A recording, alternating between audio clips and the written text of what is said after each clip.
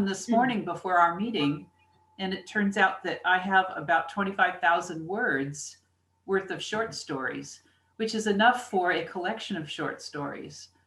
It's about 100 pages. So I'm almost ready to publish 2 books, and I'm really excited about that. Yay. All right. That's great. That's great. March, tell us about yours. Yeah, pub day for me, it's Tuesday. The book is out. You can see the MSNBC thing here where I got my book in the back. And yes, it's out and it's available in Barnes & Noble at the stores, as well as, of course, on all the online sites. And it's doing really well. We got tremendous reviews on Booklist and Library Journal and forward reviews. And it's been, I've just really been lucky. My publisher has been tremendously supportive. And some of the books actually got out a little early. Nobody really knows why they snuck out, but I know Lynn got one. That's the weirdest thing. I got mine before the publication date. It wasn't available on Amazon. I got mine in the mail like 3 weeks before it was supposed to be really the hardcover. I did that for you. Yes, it was really great. Thank you. No, but it's been really great. Like I said, I got down to number 52 on Amazon last week, and That's it isn't amazing. out yet. So Wow. I'm really happy. The support from the publisher after self-publishing for 10 novels, to see what you can get with a real publisher is just really amazing. And last week I finished the first draft of the sequel to this book. Excellent. All Excellent. right. Congratulations. Thank you. Kudos. Terrific. All right. Anybody else have a story for us? I have I do. Ellen? Kathleen. Yes, the anthology I've been working on with 9 other authors. We started loading up yesterday and we'll finish loading it into all the retailers plus Amazon, and it will launch on the 4th of March. Soon. And we're working on doing our very first interview panel on Zoom for the 10 authors and anybody who wants to come and listen and ask us questions and stuff like that. So we're pretty excited about it. Kathleen, what's the name of the book? It's called Tolerance. And it's set up as like the old 45 record. We have an A side and a B side. Everybody wrote 2 stories. Oh, wow. So it's about 63,000 words long. And side A is all about tolerance. Side B is something from the heart. Wow, cool. Congratulations. Very Yes, nice. indeed. Is that going to be on Amazon? Yes, Ellen. it'll be on Amazon and all the other retailers too. Okay. Okay, great. Ellen, you had something. I did. Yeah. So as Lynn already mentioned, I had a nice blurb in our 4 Seasons Hemet Herald magazine about my book, Grateful for the Color Blue. And I entered a Writer's Digest self-published book award writing contest 6 months ago, and I got results. And even though I didn't win, they wrote a review of my book, giving it 5 stars, used the words outstanding and excellent read. And I'm just tickled to pieces. Congratulations. Nice. Okay. Does anyone else have anything? I see no. Am I missing one? Oh, yes, Karen. I got my Pandemonium book up on Draft to Digital and out published with all the ebook resources. I haven't quite figured out how to market it yet, but I will. And then hopefully by the 14th of this month, I'll put up my second book. So my goal this year is to get up all 4 of my books. So I'm working on getting the second one up. Yes. Good work. Good work. Good work indeed. Anybody else? Dennis. If you're sharing a little bit about accomplishments, I'm very humbled to say that I ended up getting an agent 2 Tuesdays ago, and I'm working with her, and There are a lot of writers' conferences out there, and I would just encourage you to attend some to get a little bit of an idea about, and some of them are virtual now. And what that means is they'll have tapes of everybody and you get to watch them in the order that you want to watch them. So that gives you a tremendous amount of leeway in terms of your timing and time management. So that could be very helpful.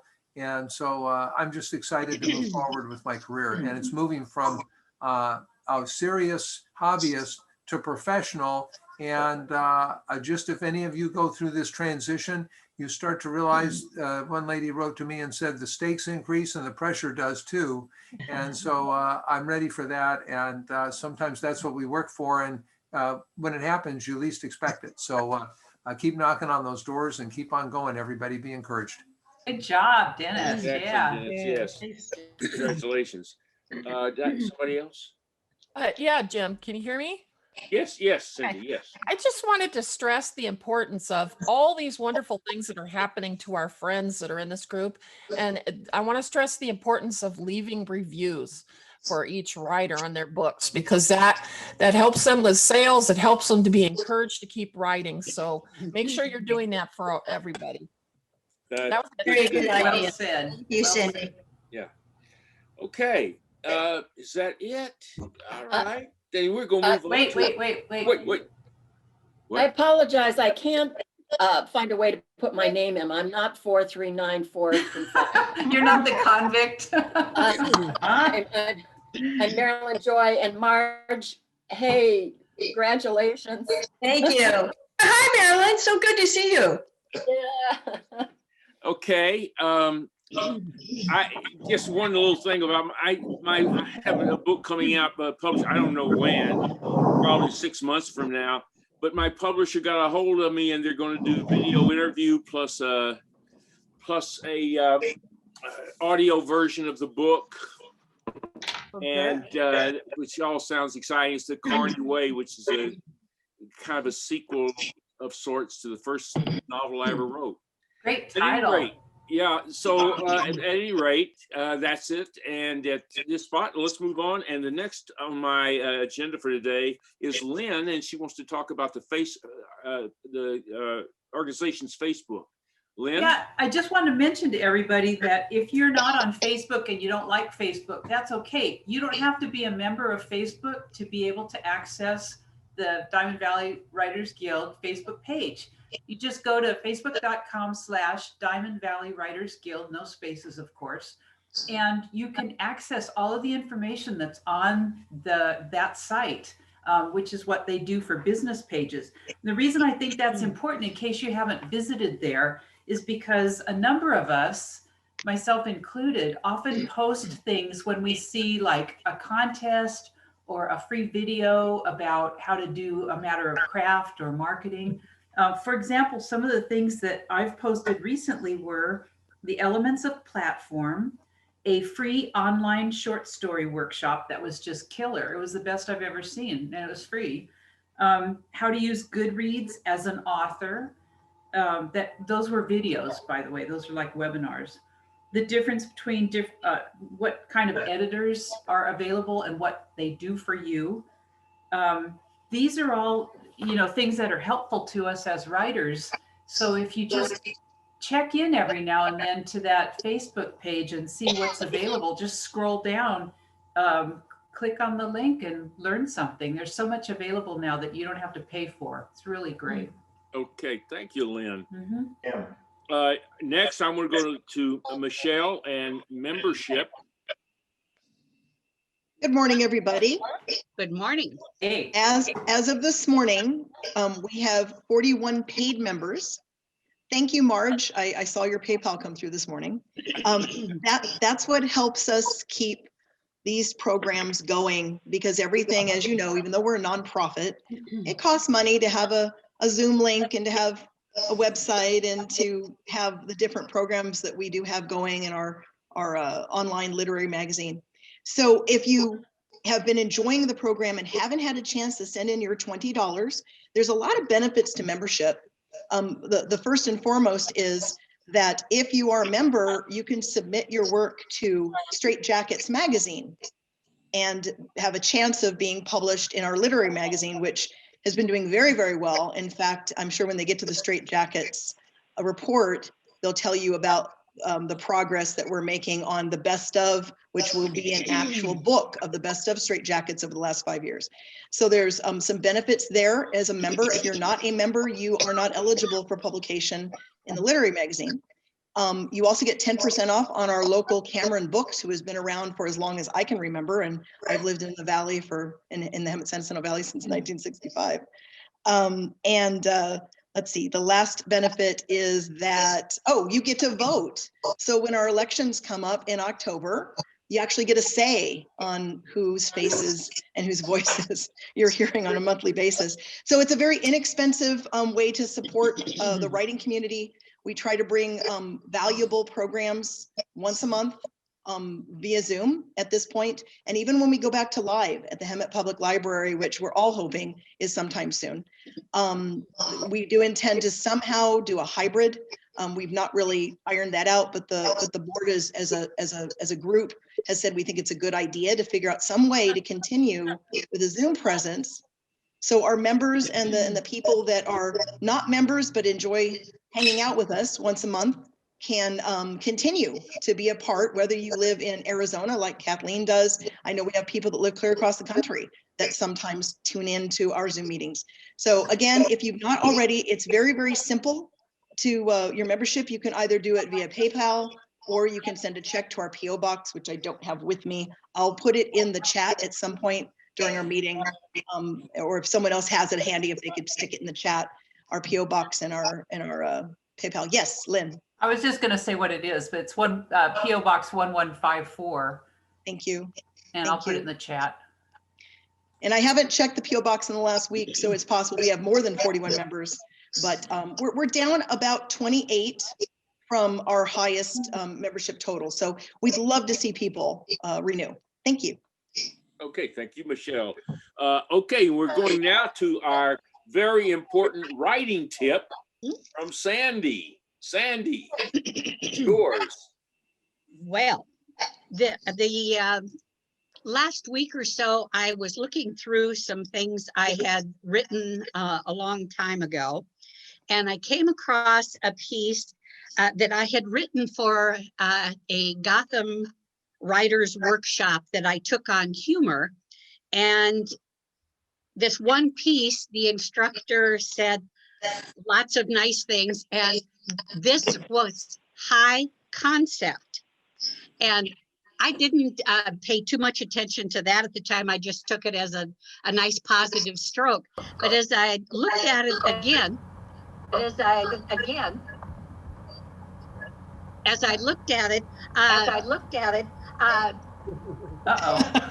a tremendous echo something. I'm doing alto and soprano. I'm the Supremes. I'm going to mute all, and then unmute yourself, Sandy.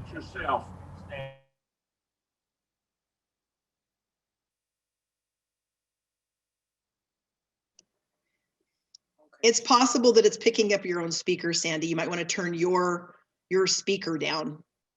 Oh, okay. You sound fine now, Sandy. Okay. So I was looking and wanted to know more about what did that high concept mean. And as I looked it up, I'm not sure it was totally clarified, but I'm going to share my findings with all of you.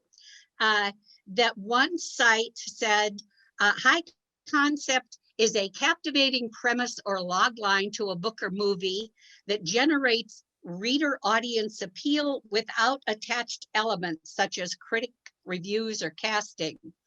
Writer's Digest said, high concept exists on a continuum of expression. It's not a single definable attribute. It's more like a collection of qualities.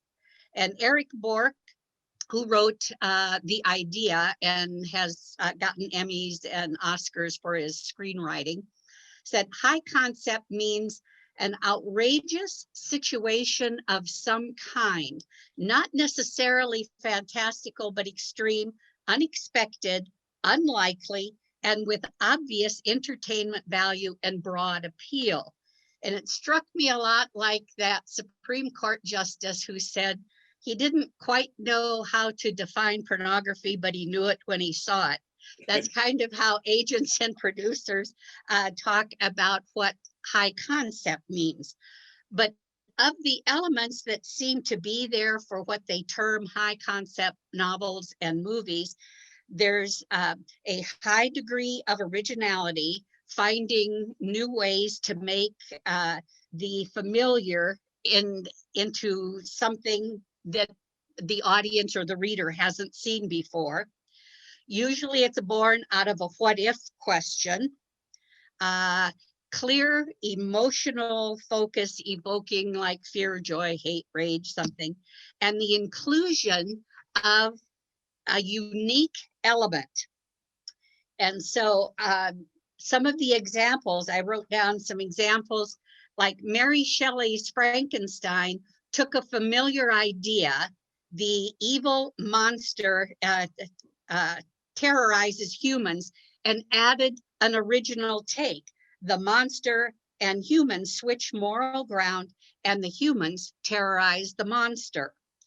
Or in terms of the what ifs, what if there were a theme park with dinosaurs that got loose? That's that simple concept for Jurassic Park.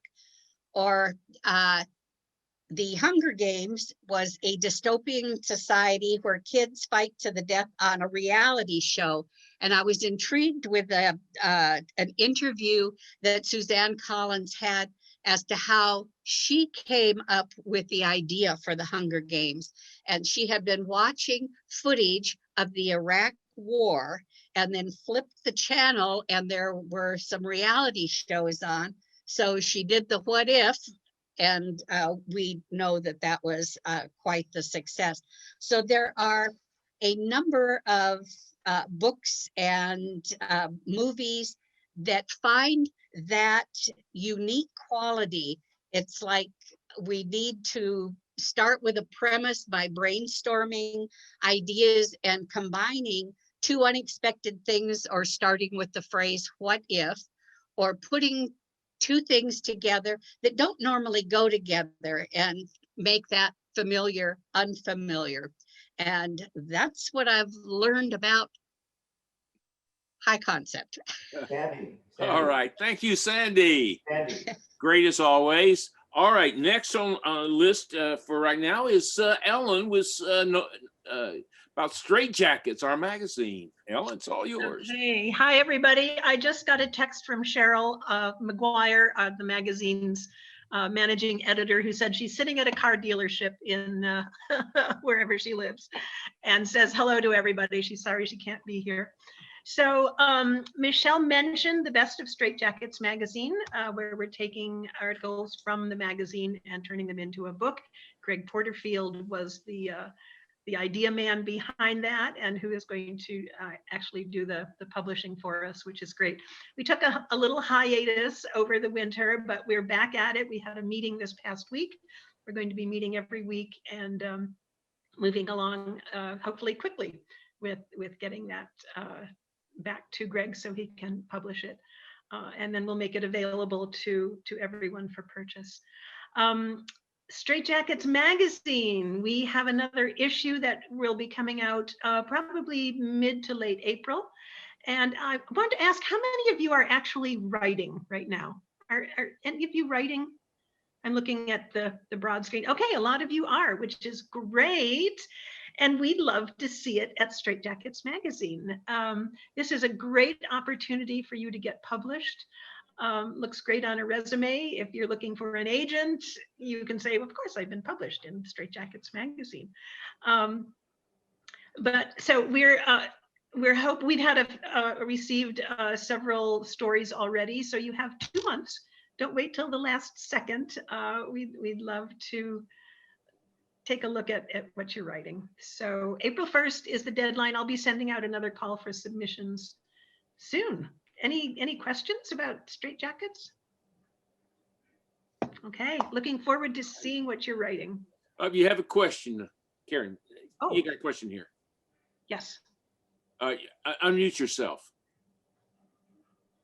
Unmute yourself. You're muted. Yeah. There we go. I was just wondering what kind of things go into Straight Jacket magazine. Is it all fiction, short fiction, or is it essays, or what is it? It's a little of everything. The only things we don't allow are porn. And you know it when you see it. Right, religious content and political content, but otherwise we are open, and we have such a wide range of experience. We've had everything from memoir. People have sent us excerpts from their book. Marge, we'd love to have a chapter from you, and also Kathleen. So yeah, we're looking forward to hearing from you. Okay, thank you. Ellen, can you tell them what the guidelines are for submission and the word count? Yeah, the word count is 1,500 words, but we are flexible. We have submission guidelines. If you go to the magazine at straightjackets.org, and it's STRAIT jackets, named after Rusty Straight, and click on, you'll see 3 little lines in the corner, click on that. And there's a segment that says, be a contributor. And you'll have everything right there. Let's see if I can quickly tell you, I just happen to have it on my phone. We accept short stories, essays, personal memoirs, poetry, books, excerpts, in short, anything with literary merit. We do not accept religious, political, or erotic work. No longer than 1,500 words. Send it in a Word document to straightjacketsmagazine@gmail.com. And again, it's STRAIT.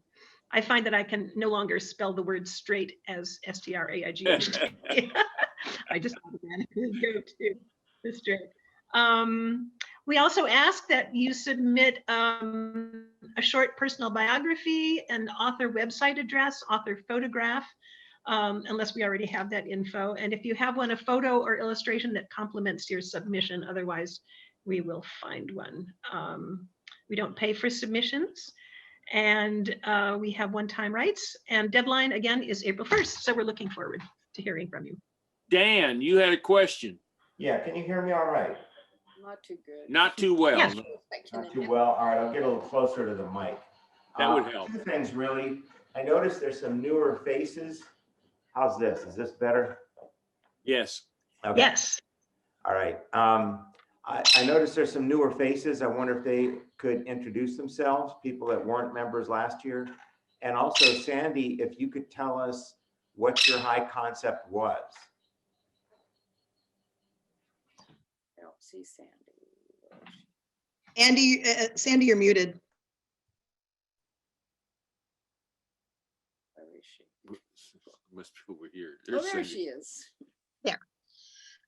The high concept I used was the assignment was simply to write a dialogue between 2 characters, making them each distinctive, but because it was a humor class, it also had to be funny. So I thought it would be hilarious to take Dr. Phil with his Southern colloquialisms and his, that dog won't hunt kind of talk, and Stuart Smalley from the character from Saturday Night Live, who was this mock 12-step person who did affirmations and things, and he was forever looking in his mirror and saying, I'm good enough, I'm smart enough, and doggone it, people like me. So the high concept part came when I made Dr. Phil come to see Stuart Smalley and to get therapy from Stuart Smalley. And so it was taking the familiar and putting the switch in. Okay. So that was it. Thank you for asking. All right. Was there a second part of that question? Yeah, there was. Dan? Dan, what's the second part of your question? New members to introduce themselves. Oh, are there new members? Somebody has not been here before. Well, Fazia, yes, our speaker today, she's about to be introduced in a few moments. Nobody else? Becky Miller raised her hand. Go ahead and unmute Becky. Oh, Becky? I keep hitting it, not there, finally. Hi, I'm in Sun City right now. I'm a member of the Interabangs, and I have 2 books in the process. I'm struggling with the format problem with the first. It's first 18 years memoir, but it's all written in short stories. And the second one is a book on cats. It's going to be called Catastrophe, and it's a highly varnished edition of cat history. So that should be coming out before too long. Right now, I haven't done a word count on it, so I'm not sure, but I have about 20 stories there. They're fairly short. Okay. Well, thank you, Becky. Glad to have you join us. Okay. Anybody else? I'm a new member, but I've been here before. So. Yes, that thing you have been. All right. Next on the agenda, let's see. Next, we need to Lynette. You want to talk about a couple of things, right? Yes, I do. Yes, you do. Okay, let's see if I got my video going. I've got my There you go. member at large hat on. I want y'all to make sure that you go out and fill out the form for interest so that we can make sure that when we have our speakers and we cover things that we're meeting the needs of the people who are here, hopefully membership. But I see we got 39 participants on right now. We've had 27 people so far that have answered the questions on the form. It's a real easy form. I've put the link in the chat, and I'll go ahead and put it because now, of course, we've been talking. And so it's scrolled up to the top, but real easy. And it's just asking where you are on your members, where you are in your writer's journey, if you're a member or not, and what your interests are. Do you write fiction, nonfiction, poetry? A whole bunch of real easy, just check the boxes and submit it. And we'd love to have your feedback because it's going to help the board as we plan our meetings going forward. And there are also some questions on straitjackets that will help the editors as they go ahead and do their job. So that's my first thing, a plug for everybody. Go fill out the form if you haven't. If you have already, thank you very much. Pat yourself on the back. Good job. I appreciate that. Secondly, I'm gonna change my hat. Now, y'all know I love the Dickens Festival, and they weren't able to meet this year live like they always do. So they did a virtual fest. They did it 2 days, Saturday and Sunday last weekend, and they're doing it this weekend. And what I love about the Dickens Fest is it's writers from the Victorian era. It's Charles Dickens, it's Mary Shelley, it's Emily Dickinson, H.G. Wells, everybody that's of that era. They have people that are role playing. The gentleman who does Charles Dickens is actually a direct descendant. I believe he's his great grandson, or maybe his great great grandson. But they know tons of history about these writers, about their world, about their life. Very fun. And what they have done this year is it's still free. But they have pre-recorded the talks by the different authors. And then most of the time there's a live Zoom session right after the video. So you can go and you can watch the videos anytime, but if you want to catch it live, then you can catch the Zoom calls. A lot of fun. I know we had talked, our family has gone a couple years in a row, and there is a Writers Guild from San Diego that usually has a table down there, and they encourage kids to write. And we had talked last year about having the guild have a table down there. Of course, now it's virtual, so that kind of got killed with 2020. Thank you, COVID. But I did talk to Charles Dickens last week and said, hey, do you guys do writing contests? And he said, well, we always do for the middle school and the high school kids. And I said, no, what about us old writers? And he goes, wow, what a great idea. And he said, like a short story contest? And I said, yeah. And I said, like, pick a theme, like either a Dickens theme or a Victorian era theme. And he said they were going to look into that. So that may be something coming up. for you short story writers. But it's just a lot of fun. And if you've got time this weekend, I put the link for that also in the chat, and I'll put it again so that it's not so buried. But, you know, it's kind of like getting together with some writers that you wouldn't have a chance to. They have deeply researched their characters, and there are a lot of writers there. So that's my 2 cents for the Dickens Festival. I'll take my bonnet off. And yeah, there you go. Okay, thank you, Lynette. Appreciate that thank very much. you. The survey, people, will it really help us if you have not filled it out? I'll take a look and fill it out. It doesn't take long, and it's very comprehensive, and it will give us some direction on the board. Okay, now it's time for our speaker, and and Michelle is going to introduce her. So Michelle, please. Thank you. And I'm going to switch your only view now.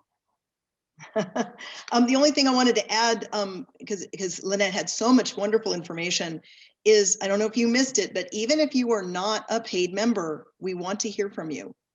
If you are anyone who is even remotely interested in Diamond Valley Writers Guild, or have attended any of our events, or want to, obviously you're here now if you're listening to this, but fill out that survey, because it isn't addressed specifically to members only. It's to anyone that has interest as well. So please do that. It'll help Lynette do her job, and as vice president in charge of membership, it helps me do my job, and that would be really great. So let's move on to our speaker. Fauzia Burke, before I launch into her bio, I want to say I've heard her speak twice before. Once at Fallbrook's Wide Writers Conference a couple of years ago. I've also heard her at San Diego Writers Conference, and she is a wealth of information, as you're going to soon learn.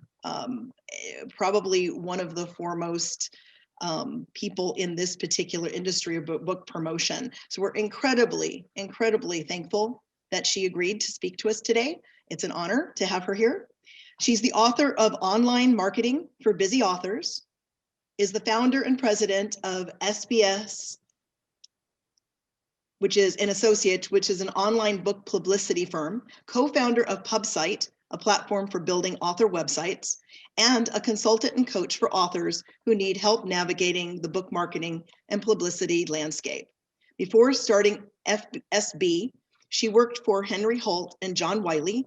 Fazia has promoted books by authors such as Alan Alda, Ariana Huffington, Deepak Chopra, Melissa Francis, S.C. Gwen, Micah Brzezinski, Charles Spencer, and many more. She's based in San Diego, and she can be found at fauziaburke.com, which I'll put in the chat. Welcome, Fazia. Thank you so much for being here today. Thank you for having me. Thank you for finding me, Michelle. I appreciate it. And hello, everyone. Happy Saturday. Thank you for spending some part of your Saturday with us. I'm so grateful. And thank you, Jim, for inviting me and giving me this opportunity to talk to your community. So I'm so happy to be here. Thank you, Michelle. So I am going to talk about branding today and author platform today. And if you want to do the eye roll, can you just do it now so we can get it out of the way? Because most people do not like marketing and do not want to talk about author branding. They just want to write, and I totally get that. But of course, if you're going to write, you're going to need access to, oops, wrong screen. There you go. All right. Yay. Okay, so I'm going to share a little bit of, you still can see my screen, right? Yes. Everybody good? Okay. Talk a little bit about author platform. First of all, what it is and why we have to do it. So there's two times that you hear it. Authors talk about author platform all the time. Agents talk about it. Publishers talk about it. So what is the difference between all of them? So an agent is looking for basically a way that you can prove that people are interested in your writing. That's what a platform is, really. It's to show an agent and then a publisher that you have an audience, you have a built-in audience. So that's the benefit to them. They're a business. They're trying to bank on someone who can sell some books for them, right? So that's their sort of idea of why they need the author platform. Why it's important for authors is that it's basically building your marketing. You know, you can call it platform, you can call it branding, you can call it marketing, but it's basically a way for you to connect with your readers. That's kind of what it is. And one of the things, because I've been doing this for decades, let's not say how many decades, a long time. I've been doing online marketing since 95. That's when I started my company. So I've seen a lot of things evolve. And I think one of the things that I've seen with authors is that marketing is just, for most of us, I do this for a living and it's overwhelming for me. So it's not just that it's a lot to do. Obviously most of my authors have families and businesses, and sometimes, they have full-time jobs and they're writing on the side. And now we've told them they also have to be expert marketers, right? So it's a lot to take in. It's a lot to do. So because my clients tend to be busy, which is why I wrote the book, Online Marketing for Busy Authors. You can see my ring light there. I wanted to create a sort of a formula so it makes the whole picture feel a little bit more cohesive. So let's dig into that and just talk about my own approach to it. So this is a little bit about me. That's the book that I've written called Online Marketing for Busy Authors. I'm the president and founder of FSP Associates. FSP is actually my initials. And then I literally was the first person to think online publicity was an important thing. So I guess I pioneered there. I launched the first author website, which was for Sue Grafton. For those of you in California, all of you, well, majority of you are in California, obviously a beloved Santa Barbara author. We did that in '97. And just in case you're curious about how to bribe me, I love potato chips. So in the chat, you can tell me your favorite brand and I will try them out. Okay, oops. I think we're in the, sorry, just gonna go back up. All right, here we go. Okay, so one of the things I wanted to say, and I'm going to put the link in the chat afterwards, but I have free worksheets on my website. You don't have to sign up for my mailing list or anything, but these worksheets really will help you with your marketing. What happens with a lot of authors is they jump right in doing marketing without actually having a plan. And so these will help you map out your plans, why you're doing it, who your readers are, what your goals are. These things really help you make a better plan for your marketing. So really, they're free on my website. You don't have to sign up for anything or get my mailing list or anything. Of course, if you go on my mailing list, I'd be grateful, but you don't have to. Okay. The other thing I will say is that it's really important for you to be successful in marketing is to actually be friendly with data. I hate numbers. Numbers and I don't get along. I'm an English major, excuse me. But these are really important aspects because you can't really be successful in your marketing if you don't understand what's working for you. And there was a time that none of this information was available to us, but now it is. So it's really important for you to sort of keep an eye on the social media demographics because it helps you to decide which social network is appropriate for your audience. So, sometimes an author will come to me and say, oh, my nephew told me about Snapchat. Should I be on Snapchat? Well, Snapchat has a very different audience than the audience that you're writing for. So sure, you can do anything. You can be on any platform. But if you're going to choose a platform, it's better to choose a platform where your audience is hanging out. So it's important to get the demographics. There's a blog on my website. My website is fauziaburke.com. There's a blog called Social Media Demographics or Demo or Stats or whatever for 2021. So that's the latest information. You can go get it. Again, that's for free. So go get that information so you have it.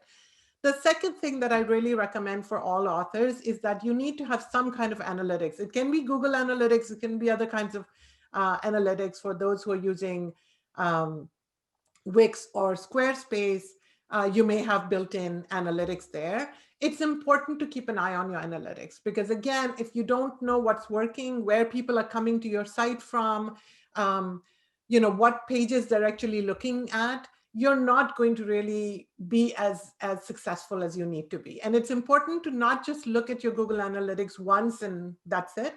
It's kind of a growing thing. So you use it to make changes in your marketing. So I would say definitely keep an eye on that. Check on it at least every 3 months to see how things are working for you. And then social media analytics, all of the Twitter and Facebook, every platform that you use gives you free analytics on the platform.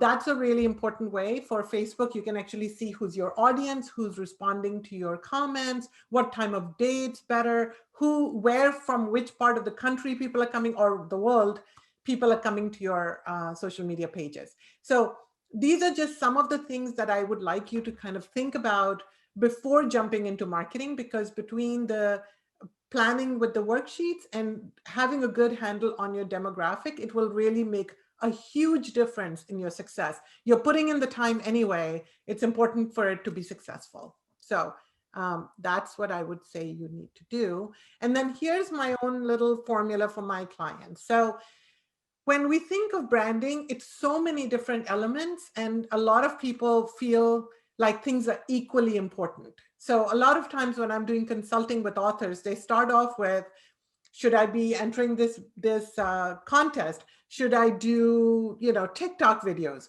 Should I be here? There's just so many different questions and options, right? Every time you read an article on the web, it gives you 4 more things to do. So what I feel is that when you're thinking about your sort of formula, imagine that things are not equally important. Not everything you do is equally important and equally urgent.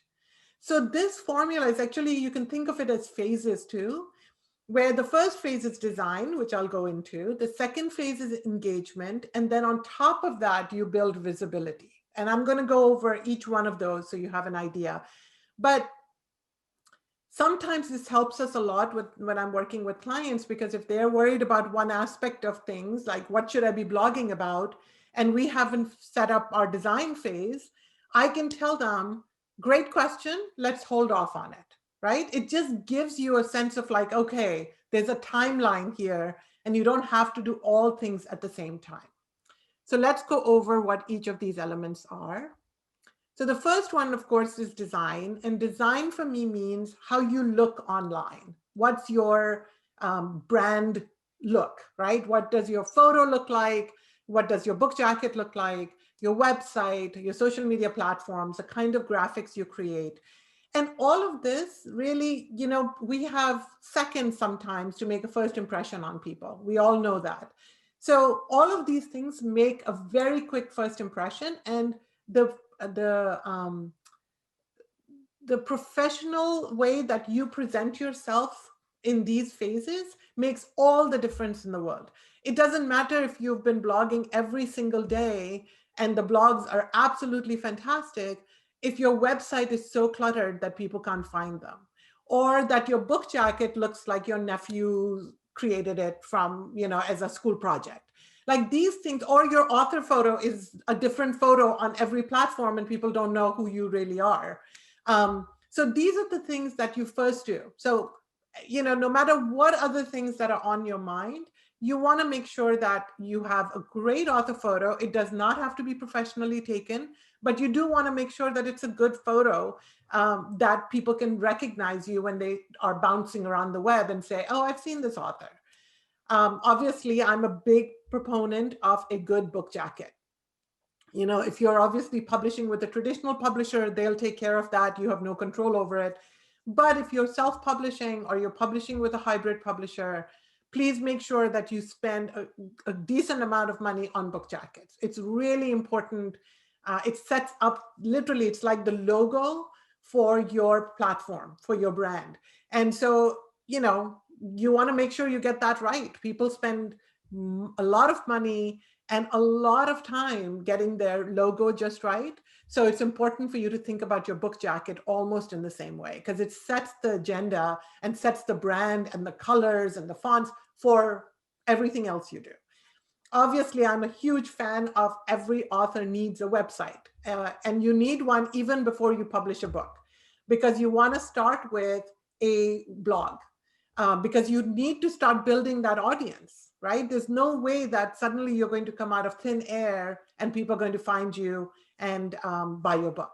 So start a website with your blog, and then ideally you want a platform that grows with you. So you start off with a platform that's just for the blog. You have 1 book, 2 books, 50 books. They kind of keep growing. You don't have to redesign the site. You don't have to start from scratch. You can just build on it. It's very important to have a scalable site. And of course, then you want to make sure your social media matches all of the other assets that you have. So it's the same photo, the book jacket is in the header, it matches the color of your websites. It feels like an cohesive brand. Same thing with graphics. Obviously, graphics that we find on the web, we don't have copyrights to, so don't just grab graphics. There are programs now that make making graphics really easy, and I'm going to tell you about them in a minute. And all of those things, they might take a little bit of doing for you in terms of learning a new platform for a website, or figuring out which social media platform is right for you, and figuring out how to create graphics. So before you do anything else, it's important for you to sort of think about all of these elements and learn the tools you need to make these sing, basically, right? So here are some of the tools for this piece of our branding formula.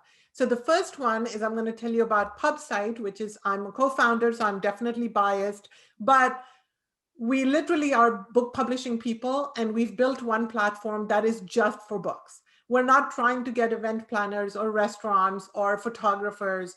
This platform is made for one purpose, and it's for promoting authors. So it's really easy to use. My husband and I are basically created it together.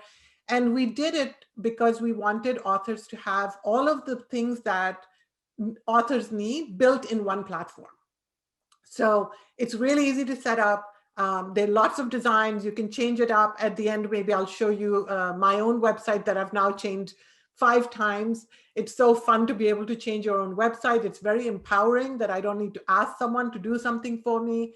So it's a really easy one. I'm also going to be giving all of you a special rate, which I'll tell you at the end of it. So if you want to try it, you can. It's a 14-day free trial, which means you can just come in, try it out. If it works for you, great. If it doesn't work for you, ditch it. No credit card or anything involved there.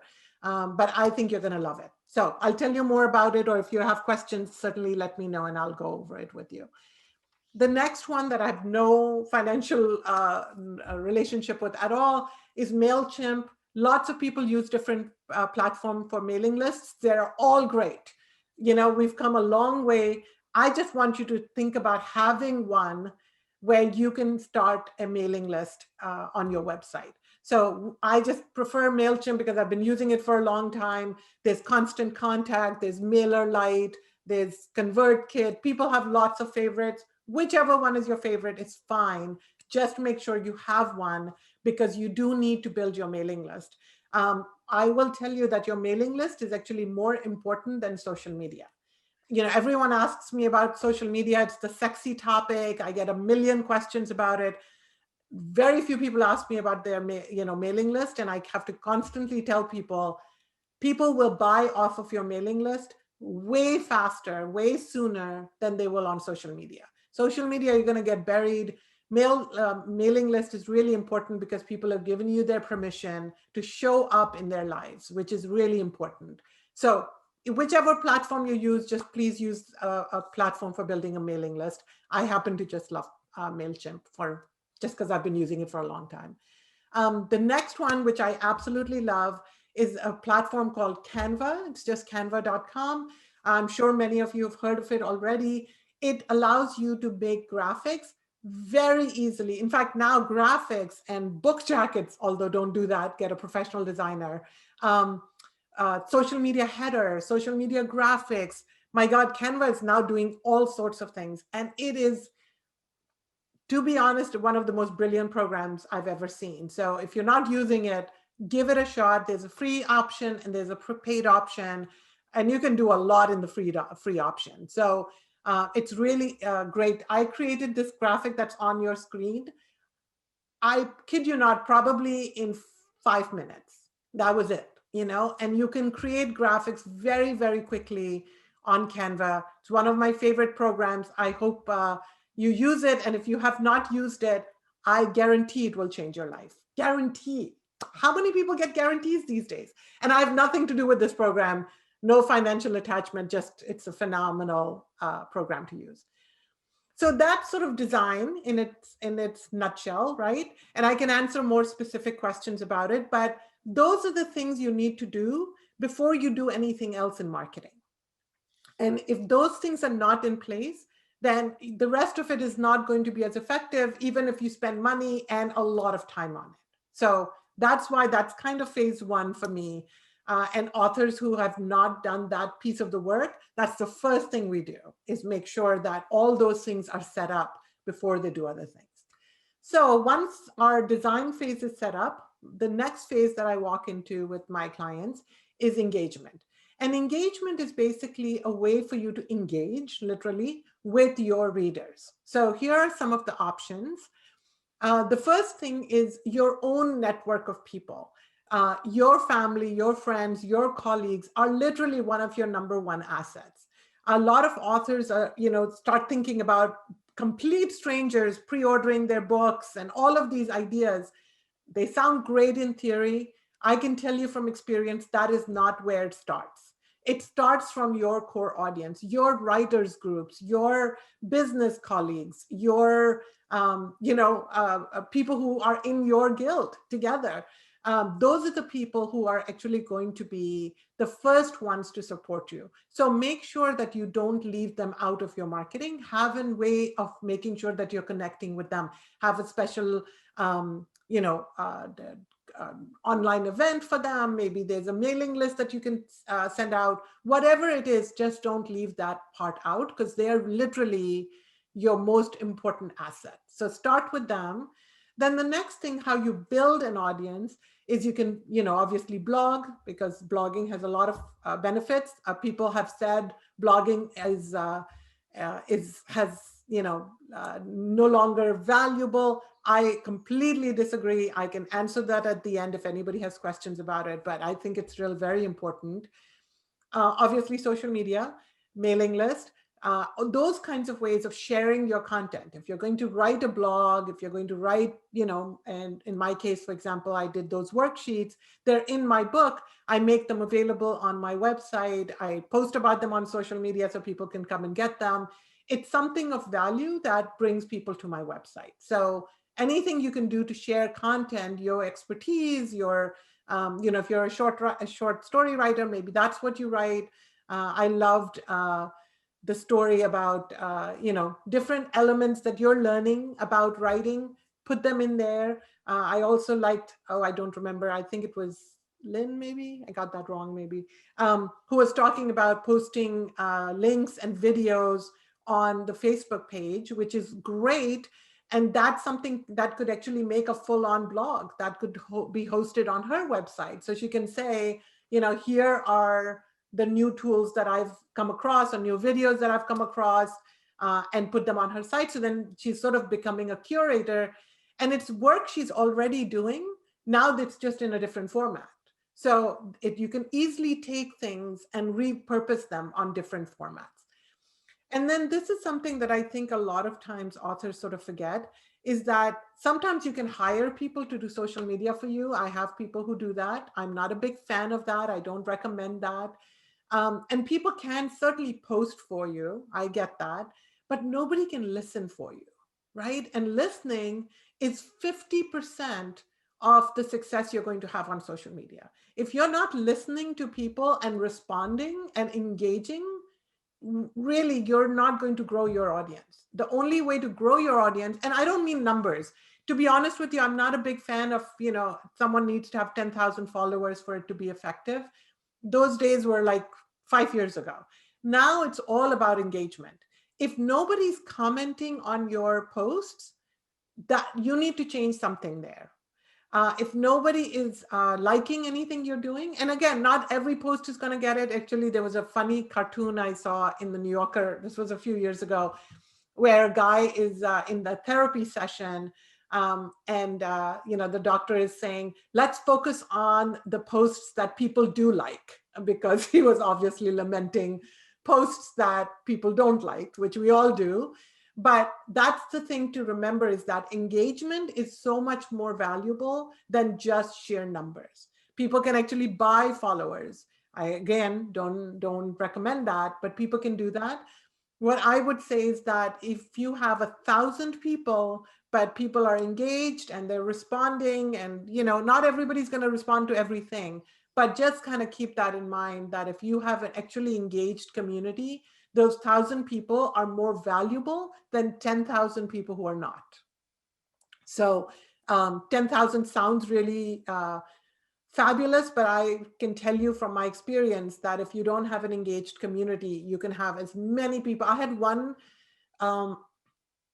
client who had bought some email lists. And again, it was different for different reasons, but overall they had, it was a joint team. They had 66,000 people on their mailing list. And you think 66,000 people, man, you just have to let them know your book is out and you're done, right? What more do you need to do?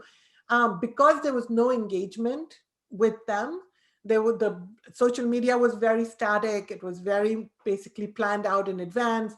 There wasn't any engagement. I think they sold like 6 books off of that announcement. 66,000 people. It's crazy to think about it, but that's literally what I can tell you. And I know people who have 600 people on their mailing list, and half of them go out and buy the book the moment they say, go buy the book. So just kind of keep that in mind, how important engagement is in the scheme of your marketing. And again, excuse me for 1 second.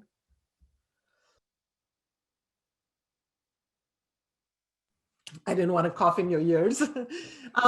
So the design part and the engagement part, both of them in your control and for free, right? You don't need to spend $1 on both those things, and they are really very, very important. So that's the 2 phases. Now let's go back. Let's go to the next one. Oh, I think I have. Why is my...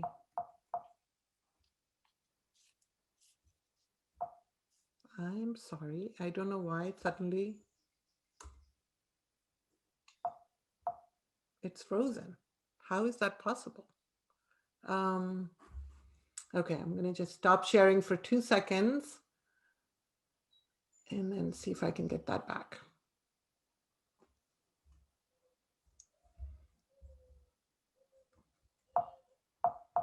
I might have to start it over. I'm so sorry.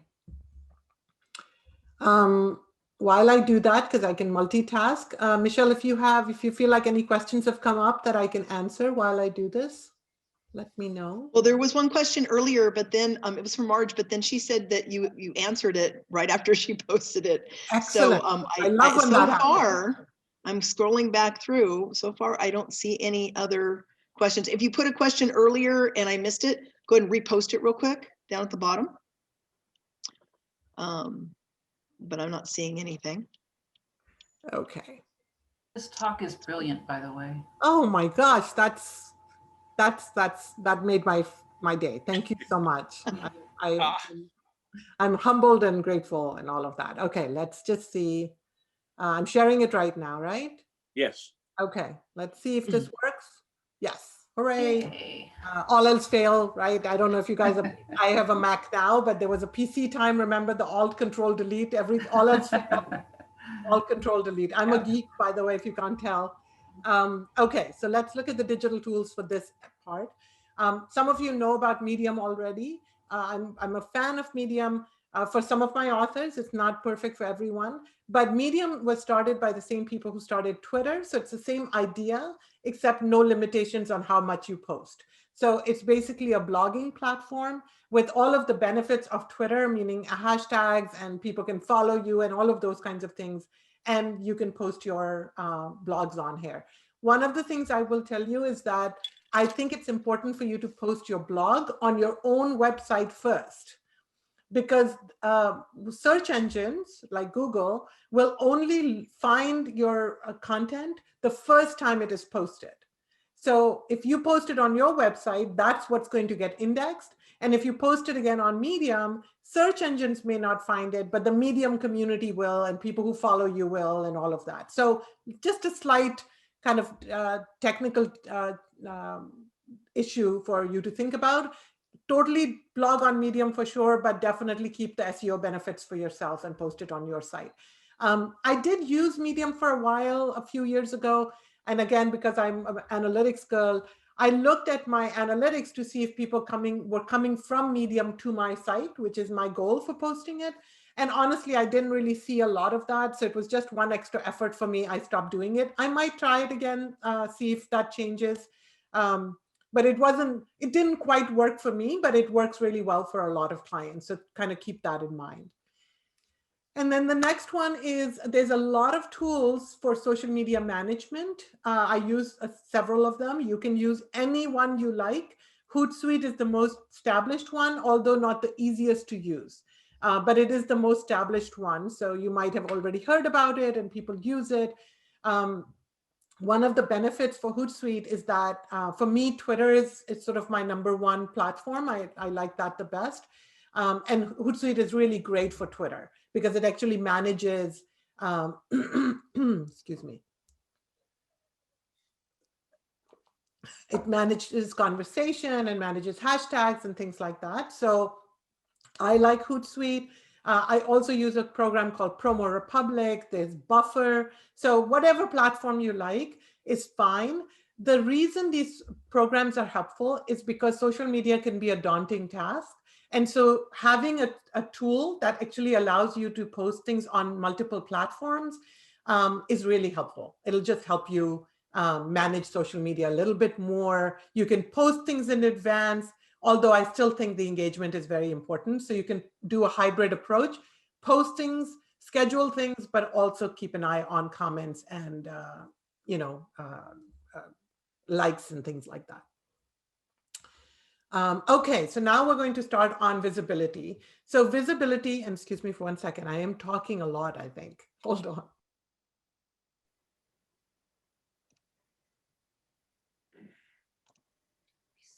I'm glad it's helpful, the talk. Okay, so visibility. Visibility is the part that most authors are most excited about, right? It's advertising or publicity, getting book reviews, all of those kinds of things. Let's look at what it means.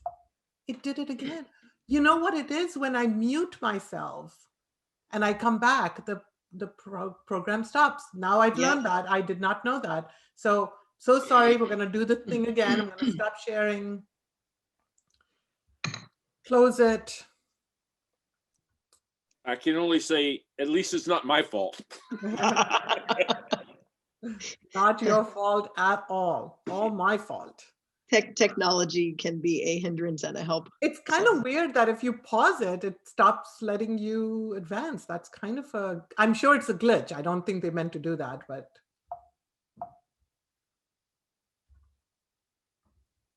Yeah, okay. Okay, so I won't mute myself anymore. So you might have to hear me cough. I'm sorry. Okay, so visibility is publicity. And there's a difference between publicity and advertising. A lot of times authors don't know the difference. Publicity, you may pay for a publicist, but it's actually free features. And advertising is actually paid placements. So those are the two different things. And publicity is book reviews, interviews, guest blogging, speaking events, all of those kinds of things. And advertising is, Facebook ads, Google ads, ads in newsletters, ads in magazines, all of those kinds of things are paid. And when you do, excuse me, when you do visibility and it's built on the first two phases, it is so much more effective. Because what happens if someone sees a book review of your book and it's a brilliant review, the thing they're going to do is go search for you. They're going to Google you. They're going to look you up.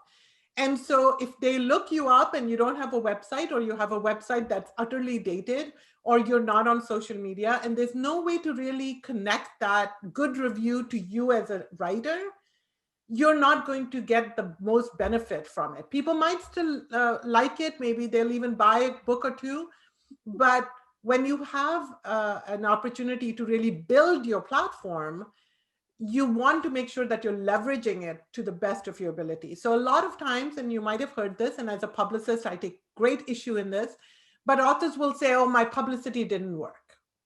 And I think a lot of times you have to really think about what it is that didn't work. You know, did they not get features? Was the book review? A lot of times, if the book jacket is not attractive or not a well-designed, professional-looking website, you're not going to get publicity because people don't want an ill-designed jacket on their website. So it's really important for you to know why you're not getting what you're expecting. I'm so sorry.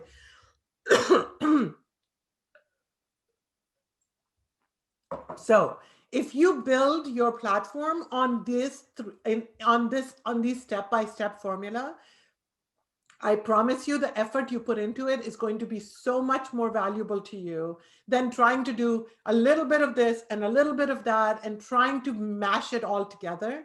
Start with doing some research, set an agenda for what your goals are, do design, do engagement, build it on top of it, and then build visibility on top. And I promise you the efforts you make will be so much more effective for you. And you can be a brand new author to start with this formula, or you could be an author who's been publishing for 10 years and you can still say, you know what? Something is not working for me. I need to take a step back. I'm going to follow this formula that Fazia has come up with, and I'm going to see how much better I do for my books going forward. So that's the visibility part. The digital tool here, there's one that I really recommend for you guys. It's called HARO. It's called Help a Reporter Out. And basically what it means is that every day you get a free news. If you sign up for a mailing list with them, I have no connection with them, by the way. Every day, twice a day, they send out this huge list of journalists who are looking for story ideas, who are looking for experts. And sometimes, you know, if you're a nonfiction author, obviously it's a lot more appropriate. But even if you write fiction, they might be a personal story for you that might work as a reference. They might be something that, you know, a Bride magazine is looking for couples who met on a cruise ship. I'm making it up. But it might be that that's an opportunity for you to do it. And it's a free source. Lots of my clients use it. You have to jump on it though, because millions of people subscribe to it and everybody's trying to get on it. But I have personally, and I've seen other clients get really great features out of a HARO listing. So, you know, it's a quick 10-minute scroll through, see if there's something appropriate for you that you can respond to. If you can, send them a quick email. That's it. If it gets through, great. If it doesn't get through, no big deal. But it's a free resource for you to use. So that's something to kind of think about.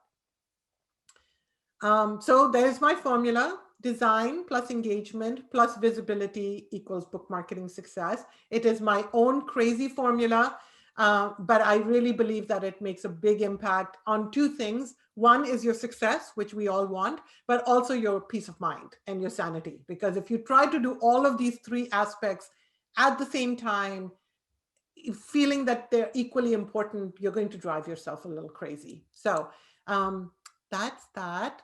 That's my my contact information, my Twitter handle and my website. I'm going to open it up to your questions, and then I have a few links that I can put in chat for you. So that's my presentation, and I want to make sure that I can answer your questions because that's what's most important. All right. Okay, thank you, everyone. Thank you so much. Yes. Thank you. I'm so glad it was helpful. So we have a lot of questions in chat, but I'd love to have people actually ask their own questions. So that way it would be more personal. So I see Ellen has her hand raised. You want to unmute? That was supposed to be just an applause for Fazia.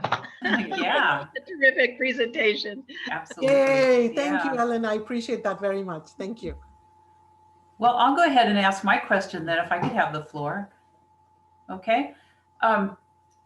Fazia, I was of the maybe mistaken understanding that blogging was sort of over, because I put my content in a newsletter that I send to, an audience that has the privilege of signing up for it. And if I give away that stuff, why should they sign up for my newsletter? I wondered if that's at cross purposes. So I think that's a really good question, Lynn. And there are two different purposes for those blogs. I don't think blogs are passe. The reason you blog, and I was doing a podcast with someone recently who's got a good platform, and I was telling her, how important blogs are for bringing traffic to your website. So the two reasons you do free blogs is to bring traffic to your website and to show people your expertise. If you're a nonfiction writer, you show them your expertise through obviously expressing your expertise. If you're a fiction writer, then you show off your writing. So those are the two reasons that you need to do blog. And this woman who I was doing the podcast with in real time went and checked her analytics, and she said, wow, 50% of the people who come to my website come for the blog. I was like, that's okay. So you don't have to blog, but you'll probably lose 50% of your traffic. And none of us can afford to lose 50% of our traffic. Yeah. So I would say, Lynn, if you've got a blog where people pay for that content, you may want to do a blog that's for free, that doesn't quite give away all of the nuggets, but give something of value that people go, wow, this was so valuable. I think I'm going to sign up for her mailing list and get more. If I could clarify, no, my blog would be free. I just blog on WordPress like everybody else, but I had stopped blogging in favor of retaining my material for my newsletter. I write fiction, but I thought if they can just go to my blog and, they wouldn't bother to sign up for so how would the material that you write in a newsletter be more precious and keep them signed up than what you would give away for free on a blog? Yeah, so this is what I do. And again, you have to find the right rhythm for your own audience, because each one of us has a different group of people who are wanting to get information from us. I'm a big fan of, if my expertise is valuable to people, it's fine for free, right? So I'm fine with that. So in my newsletter, I put links to the blogs that I post on my website. So the newsletter for me is, and you can sign up for it. I'll send you my link in case you guys want to do that. Basically, and I only send it once every 3 months, because I think most of us don't have time to read a lot of newsletters, to be honest with you. So I use my newsletter as sort of a summary of the last 3 months. So I'll put in my new blog posts, I'll put in any new events I'm doing. It's sort of like more, I think of it as a digest version, but blogs are all on my website for sure. Wow, what an interesting concept. Thank you. You're welcome. I hope it helps you. Okay. Thanks. I'm going to ask you about a content list. Do you have like a suggested approach to try to help people develop their content?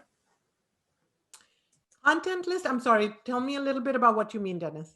For example, starting out with material, I'm just kind of wondering what kinds of things you might suggest people look at to be able to have things to talk about on their blogs, or especially since I'm new to launching some things.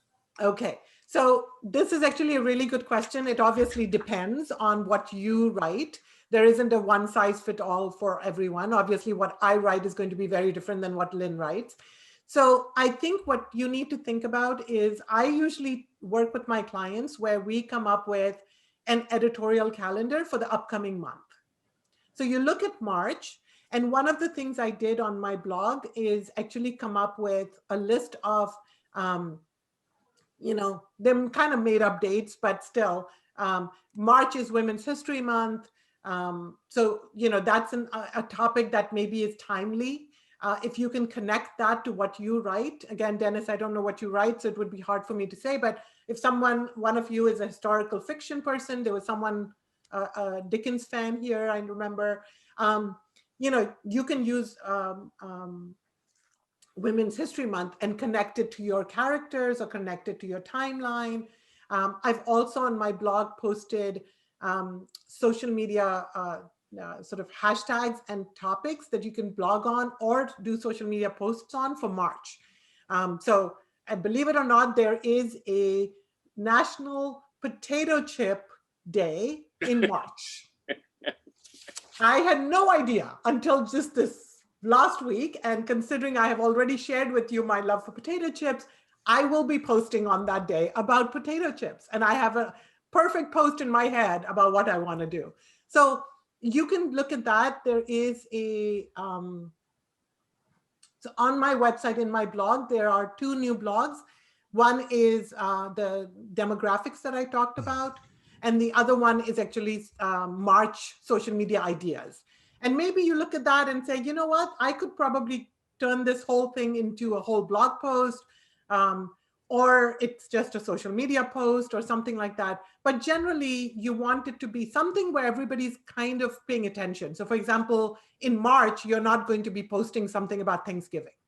So try to be as timely with where you are. If you're interested in gardening, February and March is big gardening time, so talk about that. Those kinds of things. I hope that helps, Dennis. Great. Okay, Jerry had a question. Jerry Green, do you want to ask your own question, or do you want me to read it from the chat? Okay, hi. Thank you so much. This has been very informative. I have done pitch wars before, and that's how I figured out how to get on Twitter.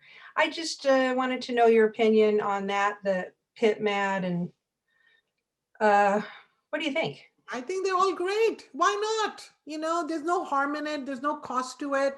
I think they're all fine. I mean, it's overwhelming. I don't know how the editors and agents who are on there even look at it, because it feels overwhelming to me. But if you enjoy that format and you don't mind doing it, I think there's nothing wrong with it. Definitely. Okay, and then with the Twitter account now, I'm just trying to find things to put on there just to keep my presence on Twitter. Yeah. But it's not very interesting to me. I just You know what, Jerry? I'm going to tell you, you don't need to be on Twitter. Okay. You can be on Twitter just for the pitch wars and not anything else. Pick the time when authors were expected to do every platform under the sun is over. We all realized that was craziness. It drove us all nuts. Okay. It's really important to, do I get an applause for that? Come on, I'm just totally, totally took work off of your plate like this on a Saturday. You just need to pick maybe 1 or 2 platforms that you actually enjoy, and preferably where your audience hangs out. So you don't need to be on every single platform, because if you're not happy to be there, nobody's happy to have you there. There are millions of people, right? Blogging and tweeting and posting, all of that. Okay, and can I convert it just at my Facebook page into an author platform, sort of? Yeah, you definitely can. So on Facebook, you have 2 options. There's the personal page, and then there's the, like an author page. Most authors will create that author page because you feel a little bit more that you can answer any questions, and it's all book related, and you don't have to feel like I've got to balance it out with everything else. Okay. One thing to remember is that your author page will always have less interaction than your personal page, because your personal page is your family and friends. They care about you. That's always going to have more engagement than your author page. The reason you want an author page is so you can talk about your book in a dedicated way, that you don't have to feel like embarrassed that, oh man, people are going to hate me, I'm keep talking about my book. And if you ever wanted to do advertising, you need an author page to do advertising. But if you're happy with your personal page, it's working for you, there's no reason for you to change that. Enjoy Facebook. Enjoy it if you like it. Okay, thank you. You're welcome. Mary had a question regarding Hootsuite and Buffer, and how will that, they also handle Goodreads. So Mary, did you want to ask your question more succinctly than that? Sure. And actually, I think also if you get to, 5,000 friends on Facebook, then you have to switch to a author page, right? As opposed to a personal. Okay. Yeah. And so my question about the platforms that let you do the calendar and all that is, I don't think I've seen any of those support Goodreads, which in my mind is the, if you're going to do one social media, you want to do the one where the reader That's a really good point, Mary, and I completely agree with you. The thing with Goodreads is that no other platform is integrated with it for sure. It is really beneficial for people who write fiction and sometimes memoirs, and it's a very female-oriented platform. So, excuse me. So if you have written a topic that is nonfiction, Goodreads is not exactly where you'd want to hang out. So you just have to plan, and Goodreads can absolutely be one of your two, for sure. But you're right, it is not, it's an ideal platform for some people, but not for other people. Okay, Cindy Finkelstein also had a question. Cindy, did you want to ask your question? Okay. I just basically, you talked about, I had a question about what do you think about other alternatives to present yourself, like on videos or radio podcasts? Because I'll be honest with you, my mailbox is jam-packed with authors that send me every single thought about their life, and it's getting overwhelming, so much so that unfortunately yesterday I had to cut a whole bunch of them. So could not agree with you more, which is why my newsletter is every 3 months, because I know nobody wants to hear from me more than that, you know. Nobody wants to hear from anybody more than that, in my opinion. But there are people who blog all the time. There are people who blog every day, all that kind of stuff. So I'm with you on that, Cindy. I think that just like you don't have to use every single social media platform, you also can use different options for engagement. So video, if you're good at video and you enjoy video, more power to you. It is only growing. TikTok is going to be, I mean, it's already escalating. It's going to be phenomenal, I think, in the next couple of years. So keep an eye on TikTok for sure. There's a new platform called Clubhouse.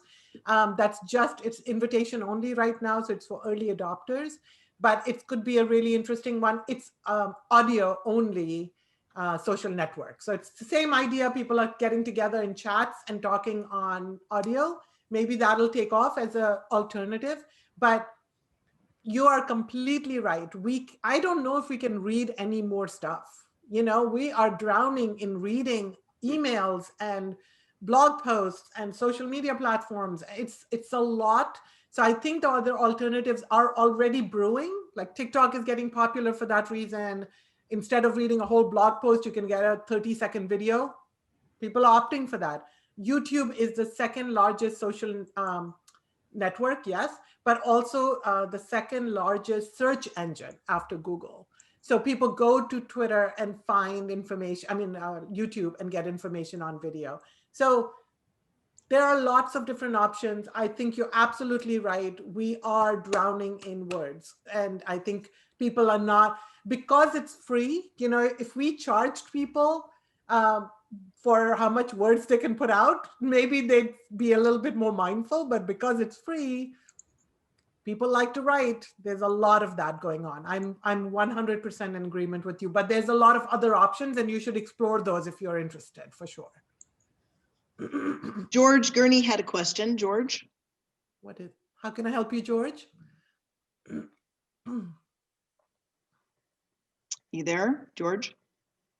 Michelle, I don't think he has a microphone. He might need I'll to read his chat question. I'll read his question then. It is, what is the best way to get people to write a review of your book?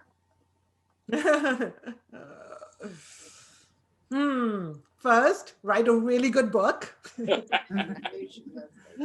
Second, make sure that it has a really good jacket, because people judge a book by its cover, no matter what you have heard. That is absolutely true. I'm a publicist. I can tell you it's not an easy game. It's a lot of effort to ask people to review your book. Start with your first initial network of people who like and respect you and would be willing to do that for you, and then grow out from there. So a lot of authors think that some stranger out there is going to find their book and fall in love with it and review it. That happens not as often as you would like. So the most important thing is, I'm going to send a text to my husband to ask me to bring me some water. So give me 1 second.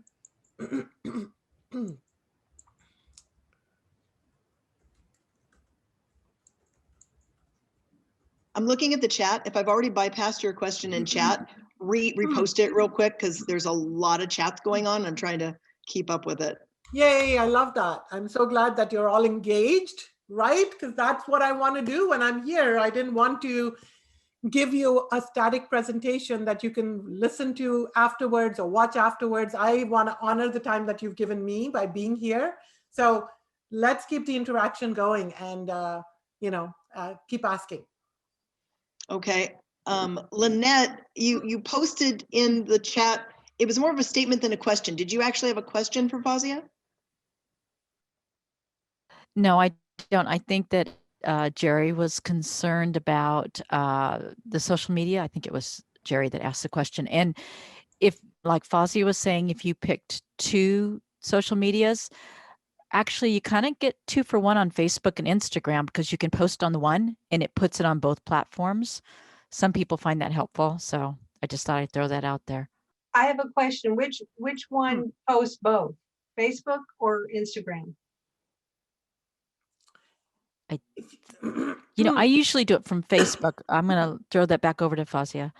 But they're owned by the same company. Facebook owns Instagram, so you can actually post from one to the other. It's pretty easy. I will throw in one little caveat on that, which is that that it is not ideal, in my opinion, for building engagement. Because in some ways, you're basically saying, I'm not here, but my content is so good that you should totally interact with it, right? And imagine if that was true in real life, where you're not in a house or a room, but you've sent a video recording or an audio recording and you're like, yeah, keep talking to this person. I'm not here, but go ahead and engage. So you can do the twofer. People do it. I totally get it. I always joke where it's like, if you follow them on both, do you stop following them on one because you're getting their content anyway? Or if you've liked it on one, do you also have to like it on the other one? Or, it's just, I think it's fine to do. People do it all the time. I personally am not a fan. I'm just going to say that. Okay. Karen Robertson had a question. Would you like to ask your question, Karen? Sure.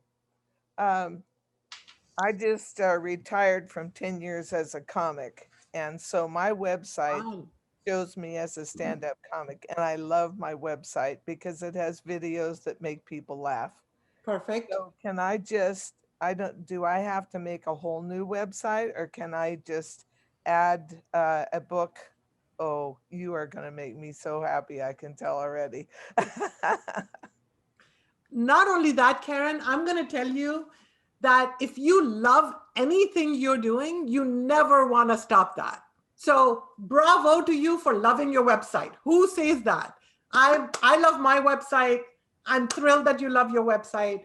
You already have a built-in traffic on that website. You are definitely going to throw your book right on that site, build it all under one umbrella. People who find your videos helpful will be more likely to read your book. People who read your book will be more likely to watch your videos, all under one roof. No need to create a second website. Thank you so much. You're most welcome. Wanted to hear that for sure. I didn't expect that answer, but thank you so much. I am just taking things off of your to-do lists, aren't I? Yes, Kathleen Osborne had a question. Kathleen, what can I do for you? Are you muted, Kathleen? I think you're muted. Mute myself. There you go. Okay.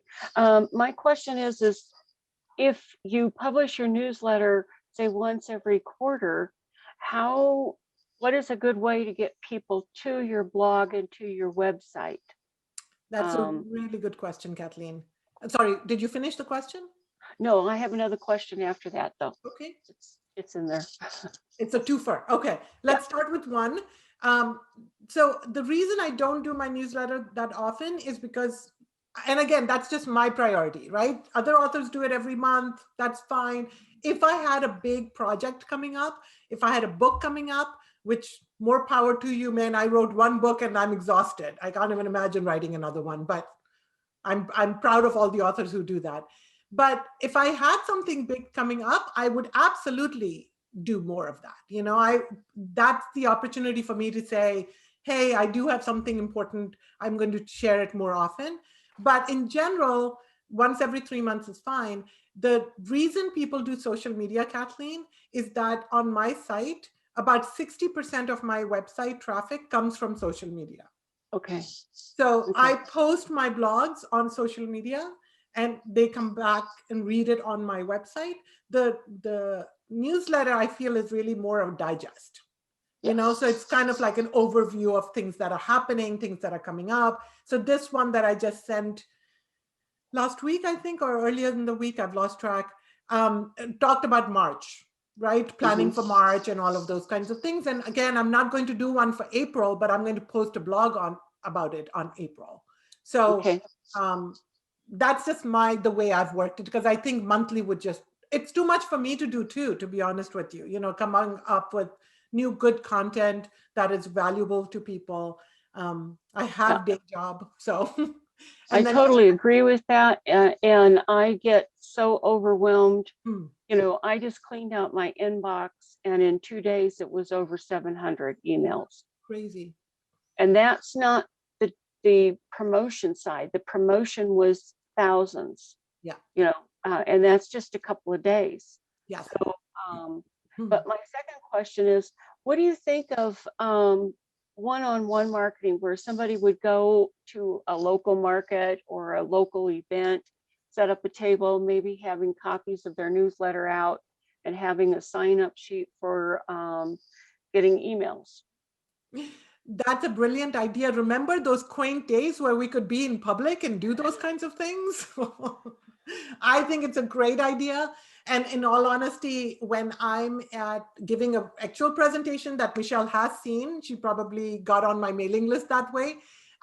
You can tell people, go sign up for my mailing list, but there's something weird about getting a sign-up sheet. I don't know, it's from our grade school memory or something. We all just automatically sign up. I don't know how people do that. But I think if you have an opportunity like that, it's part of that visibility. So you want to do those events, but make sure that you've got the breadcrumbs leading back to your brand, meaning your website is good, that they can go back to your website and all of those kinds of things. But the events are part of that visibility and you should absolutely do them. Thank you so much. You're welcome. Absolutely. And actually, I heard Fazia's husband speak first before I ever met Fazia.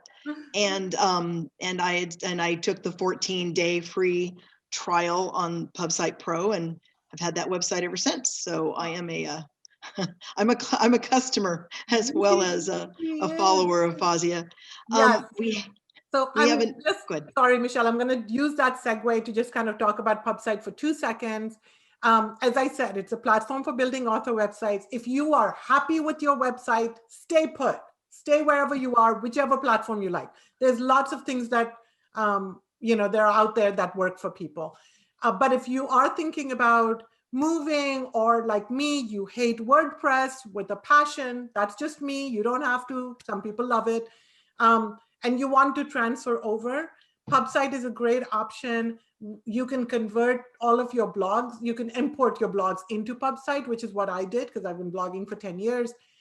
So if you are interested in PubSite, 2 things. One is that for everyone here and your community, we have a special offer. So the first year, you can get PubSite for $14.99 a month instead of $19.99 a month. So I'm putting that in the chat for everyone in case you're interested. So you still get that 14-day free trial. If you like it, then you go to this link and sign up.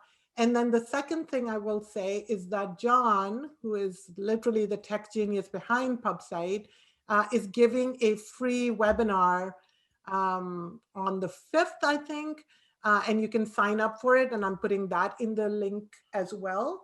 Is it the 5th or the 2nd? Let me look at my schedule. I know it's a Friday. I don't know. Okay. I thought it was 5th.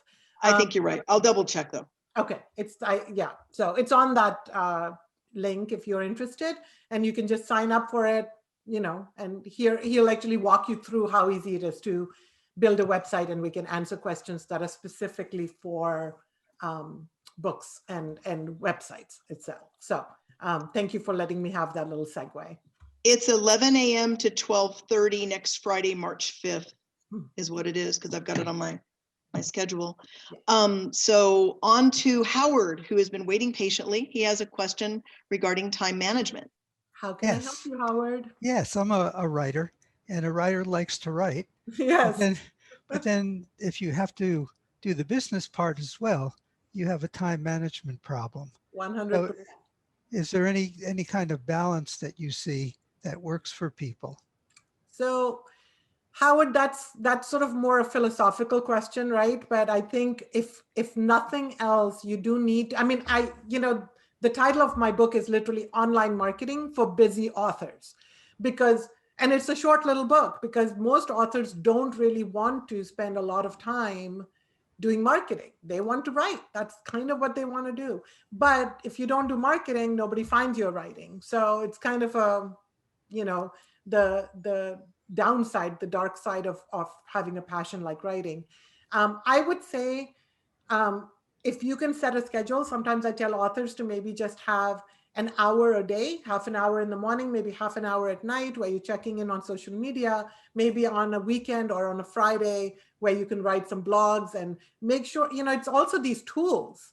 Like that's all new too. Learning, website tools and graphic tools and mailing list tools and all that takes a little bit of learning. So it's hard for me to answer that question, Howard, because it's so specialized and so individual. But I will say that if you do not carve out some time for the marketing, it's hard to find readers. So, it's just, there is no right answer. There's no way to say, I feel like I've taken as much as I can off of everybody's plate, but what's left, you kind of have to do. Yeah, I just want to add a note. I think that if you're a traditionally published author and they still want you to do it anyway, to do the marketing, what good? And they want to give you a lesser royalty. What good is that? It's just you do the marketing and give them some money for publishing your book. It doesn't sound great to me. I know, Howard, that's a philosophical thing that people, I think, dealing with right now, which I think maybe why hybrid publishing is becoming so popular. I think there's a lot of authors who definitely feel the sting of that arrangement. But what I will tell you is that for a first-time author, your first book being published traditionally will give you benefits of credibility. So that's one option. You don't have to stay that way for authors who stay with publishers. They have a really good publisher, or they love their agent, or they love their editor. There's a million different reasons why. But I hear you. I published my book with a publisher called Barrett Kohler. They're in San Francisco. And I get 75 cents every time I sell a book. If I had published it myself, I would have made probably, I would have priced it lower because I would have had the full control over that. And I would have made $7 for every book that sold. Wow. Big difference. Big difference. But it was my first book and getting the credibility of a publisher. And I happen to love my publisher. You don't hear that very often. So for that reason, I did that. Can I just add something real quick to that, Fazia? And I saw you in Fall River. Great to see you again. So my husband, David Putnam, who a lot of you saw a couple of years ago, he came and spoke. He was the sheriff's deputy that now he has about 10 books out that were traditionally published, but with a small publisher that does a lot. They pay for a lot of the advertising. They did a brilliant hardcover, which he always wanted. But he also has some self-published books. But people were asking about generating content and so forth. And he is not technical at all. So I try to automate everything for him as easy as possible. He does his writing first thing in the morning. He's very regimented. But I set up a Google alert, which is where, and I don't know if you talked about this already, but you can put in a Google alert will email you if for specific topics related to your book. Like I put in, police corruption and foster children, and of course your own name, because if you get some free publicity and you don't know about it. But then once an article, that comes to that curating thing that Fazia was talking about. So I told him, if you see an interesting article you think will appeal to your, your readers, click on the little birdie and that would tweet it for him real easily, and then I also had it set up in WordPress where the Twitter feed would go onto his page so he'd get a little more fresh content. So there are a couple of ways you can automate things and to automatically get content coming to you. Any case, I just want to throw that out there. That's a brilliant idea, Mary. Thank you so much for sharing that. I completely agree with you. Having a Google alert set up for yourself, and on Twitter, you can set up, it's called a warble.net or .co, warble alert anyway, where it just searches your name on Twitter. So if someone mentions you, just make sure that when you do set up these alerts, that you put quotation marks around it, because then if you don't put quotation marks around it, then every time they come up with any Fazia, it would show up. Any Burke, it would show up. And Fazia is a very common name in one area of the world, and Burke is a very common name in another part of the world. And so putting it in quotation marks keeps me unique and makes sure that only my name comes to me, because none of us need any more email. And same thing with subject category. Don't get overly ambitious and sign up for every option. You want to make sure that you do it selectively so it does actually help you. Very great point for content. I remember someone had asked about content ideas. That's a great way to get content ideas. So everyone else, you should just follow whatever Mary's doing, because that sounds like a good plan. She should speak next time after me. And so say, remember what Fazia said? Here's how you actually do it. Maybe we'll rope her into that. See, I told you we had a great group. Yes, you do. Michelle was great. Thank you for having me. Thank you for coming, obviously. Lynn had another question, and I guess because she's asked them before she wanted me to, says, let's see, please ask if you think Pinterest is useful for fiction authors. Oh, that's a tricky question. So I'm going to go back to what I've said in the beginning, which is if you love Pinterest, you should spend all your time there. Fine. I'm big on loving things. It's hard. Life is hard enough. You don't need to hate anything. I get on calls and people are like, oh, I hate so-and-so. I'm like, then you should stop doing that. Just right away. Just please stop doing it. Nobody needs it. Nobody needs any of that. So Pinterest, if you just love it and you think it's the best platform and you enjoy it, you should definitely stay on it. Here's the things about Pinterest that you should know. It's predominantly a female audience. So that's something to know. It's very obviously design, cooking, home decor friendly. So if your book has that elements to it, you're in your tribe. It's a good thing to be in there. If you think you can post graphics and material about a particular topic that is of interest to that group, it's great. I started off in Pinterest when it was, I'm an early adopter, right? This is my world. And I posted a bunch of stuff about social media and digital marketing and all of that. And in the beginning, it was actually driving a lot of traffic to me. But then Pinterest evolved into what I just said, which is cooking, design, that kind of stuff. And that social media marketing stuff actually kind of started falling off. People weren't as interested and I wasn't getting the benefit from it. So I stopped doing it. So I don't personally do it because that's not my audience and it's not something that brings me that much joy. But if you like curating, because that's the skill set you need there. If you enjoy curating, if you enjoy design, if your books have anything to do with that, one of a novelist I know that's on there is a historical fiction one, and she does all of the costumes from period pieces and movies of that period and I think that's really cool and very cute. But again, if you're doing it sheerly because, oh, once I get on Twitter, my books are going to start selling like crazy, there's no magic formula anywhere. So focus on the things you like, engage with the people, your tribe, and you'll be fine. Okay, we have time for about one more question. Well, we've got a couple more. Let me try to get through these as quickly as possible, Jim. I don't want to miss anybody if we can. Okay.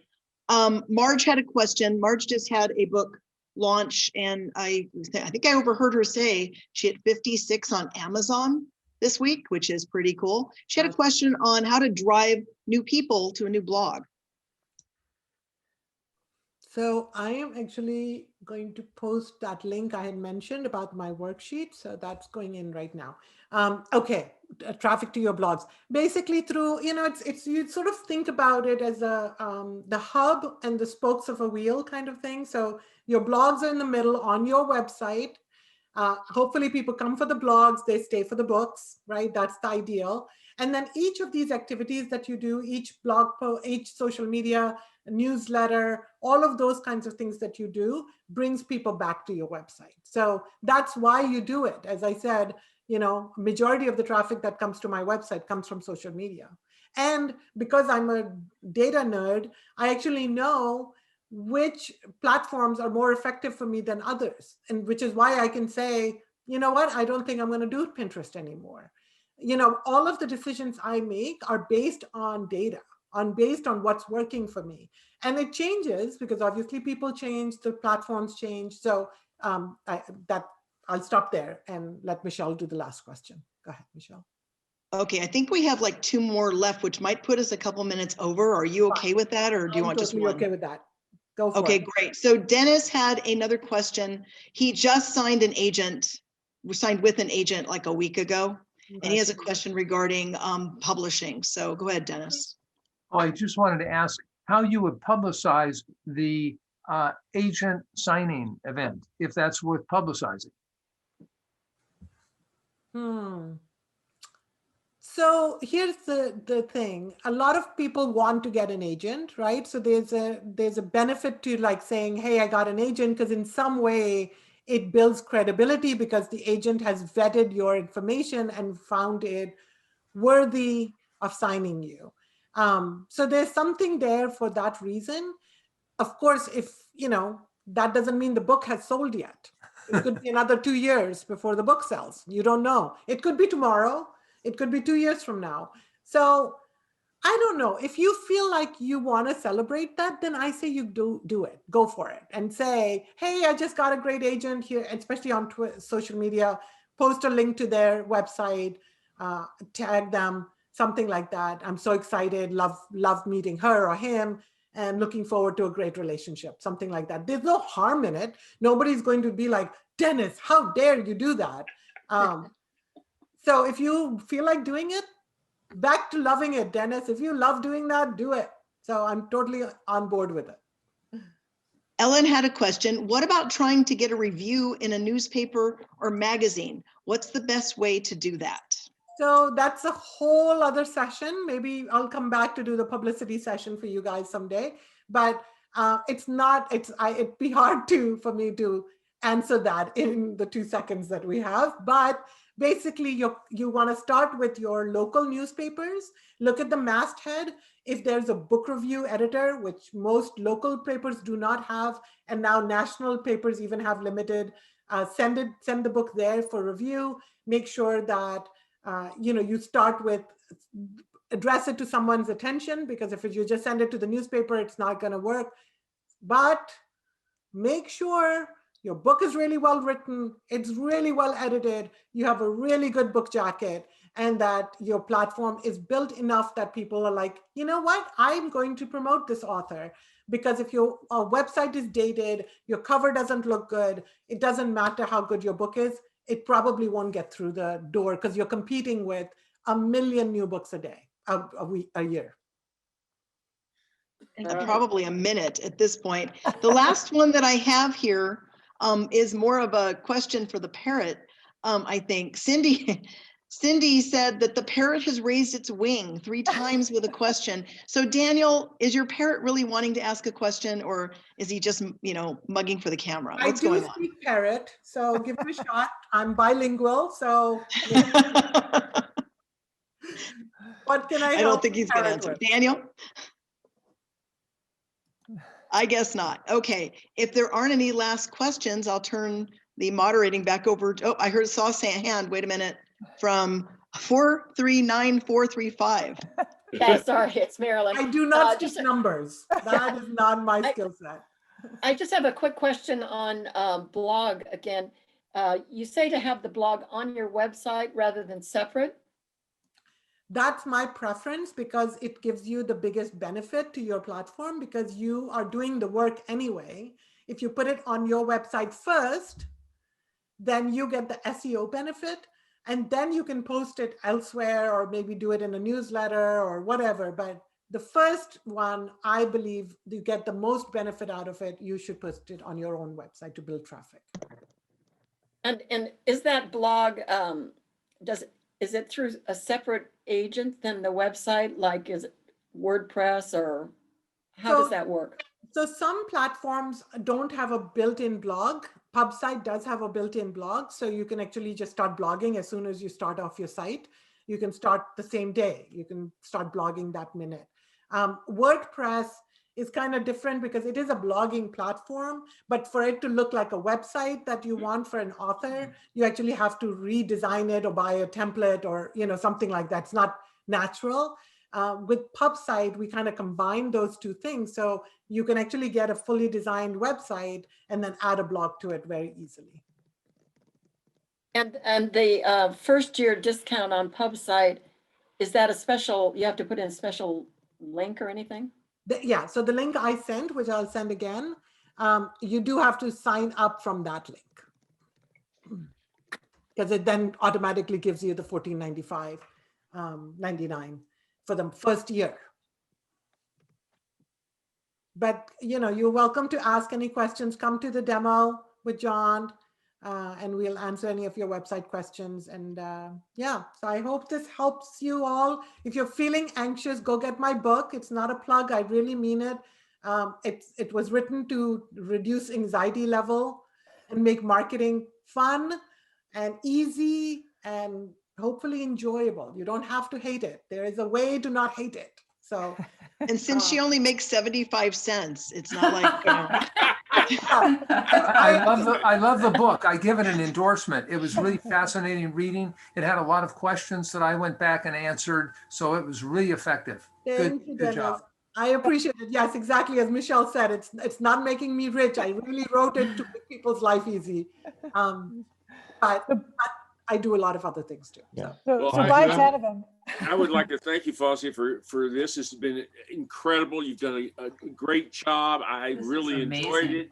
I know everyone else has too. Before we go, I do have one last thing. That's Joe, and Joe is going to tell us about next speaker. Although wait. Could we express our appreciation before we go on to the next topic? Because I would just like to say this is one of the best presentations I have ever attended. So thank you so much. Thank Yes, you. Fazia, so much. namaste. Thank you. Namaste to you too. I am grateful to be here. I love being able to help, and I'm glad that I was able to do it. And Lynn, clearly you watch a lot of videos, so if you think it's good, we'll take it. And yeah, I switched my presentation around because it used to have a lot more slides, but I find that on Zoom, interacting with people and answering their actual questions just seems to keep everybody engaged instead of zoning out on slide decks and things. So you validated that choice, Lynn. Thank you. I appreciate it. I really enjoyed meeting all of you. I'm going to run and I'm around. You can reach me. You can follow me. If you can't find me, I've certainly done a bad job then. So I will hopefully interact with you in other formats. And I really enjoyed meeting you all. So thank you for your questions. Thank you so much. All right. Thank you. Bye-bye. Bye. Joe, would you like to tell us about our next speaker? Our next speaker is Kathy Macias, who is a local author. In fact, she only lives a few blocks from me, but she has published, 57 books under her own name and collaborated on several more.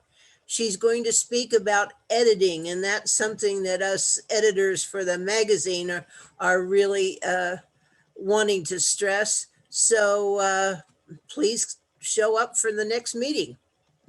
March 27th. All right.